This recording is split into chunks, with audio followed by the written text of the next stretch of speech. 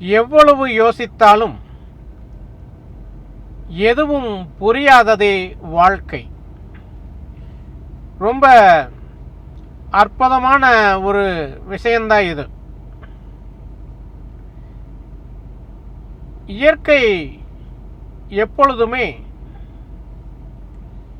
மனிதனை சிந்திக்க விட்டு அதற்கு எதிராக செயல்படுவதுதான் இயற்கையினுடைய வேலை. இயற்கை மிகவும் அற்புதமான ஒரு சக்திதான். ஏனென்றால் இயற்கைக்கு தெரியும் மனிதனுடைய வாழ்க்கையை பற்றி அவன் நன்றாக புரிந்து கொண்டால் அவனுக்கு சக்தி என்பது வந்துவிடும் என்பதற்காகத்தான் எவ்வளவு யோசித்தாலும் எதுவும் புரியக்கூடாது என்பதற்காகத்தான் இந்த மண்ணுலகில் மனிதனை இயற்கை ஆட்டிப் படைக்கும் ஒரு பொருள்தான், உயிர்தான் இந்த மனிதன். மண்ணுலகை மனிதன் முழுமையாக புரிந்து கொண்டால் அவன் இந்த இயற்கையை ஆட்டிப் படைத்து விடுவான் என்று நினைத்துதான் இந்த இயற்கை மனிதனுக்கு புரியாத சக்தியை கொடுத்திருக்கிறது. மனிதனால் ஒரு புல்லை உருவாக்க முடியுமா என்றால் அது நிச்சயமாக உருவாக்க முடியாது. ஒரு புல்லை ஒரு மனிதனால் உருவாக்க முடியும் என்றால் இயற்கையையும் மனிதனால் உருவாக்க முடியும். நம்மை அவன் உருவாக்கிவிட்டால் நம்மை அவன் ஆட்டி படைத்து விடுவான் என்பது இந்த இயற்கைக்கு தெரியும். அதனால்தான் இயற்கை மனிதனை ஆட்டி படைக்கின்றது. வாழ்க்கையை புரிந்து கொள்ள வேண்டுமென்றால் மௌனம்தான் அதற்கு சரியான தீர்வு.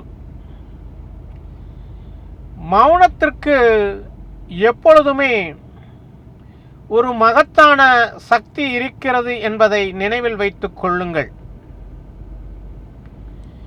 இயற்கை மௌனமாகத்தான் இருக்கிறது. மனிதனுக்கு சில சமயங்களில் தென்றலை கொடுக்கின்றது, சில சமயங்களில் புயலையும் உருவாக்குகின்றது, மழையையும் கொடுக்கின்றது. இந்த பூமியில் மனிதனுக்கு எல்லா விதமான வசதிகளையும் கொடுக்கின்றது. இதை அத்தனையும் கொடுத்துவிட்டு மௌனமாக இருந்தே மனிதனுக்கு மரணத்தையும் கொடுக்கின்றது. இயற்கை பேசினால் மனிதன் அதை புரிந்து கொள்வான் என்பதற்காகத்தான் இயற்கை மௌனமாக இருக்கின்றது. இந்த உலகில் மகத்தான காரியங்கள் எல்லாம் மௌனத்தால் தான் நடந்திருக்கிறது என்பதை நினைவில் வைத்துக் கொள்ளுங்கள்.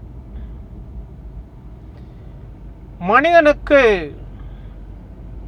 பலத்தையும் கொடுத்து பலவீனத்தையும் கொடுத்திருக்கிறது இந்த இயற்கை. பலத்தை எதற்காக கொடுத்தது என்றால், அவன் எண்ணங்களை பூர்த்தி செய்வதற்காக. மனிதன் சாதனை படைக்க வேண்டும் என்று நினைக்கிறான் அல்லவா? அந்த சாதனையை புரிவதற்குத்தான் பலத்தை கொடுத்திருக்கிறது, பலவீனத்தையும் கொடுத்திருக்கிறது.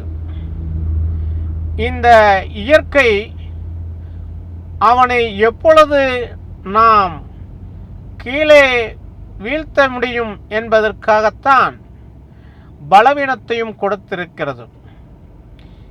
மனிதனை முற்றிலும் பலமுள்ளவனாக உருவாக்கிவிட்டால் நம்மை ஆட்டி படைத்து விடுவான் என்பதை தெரிந்துதான் இயற்கை அவனுக்கு பலவீனத்தையும் கொடுத்திருக்கிறது என்பதை நினைவில் வைத்துக் கொள்ளுங்கள்.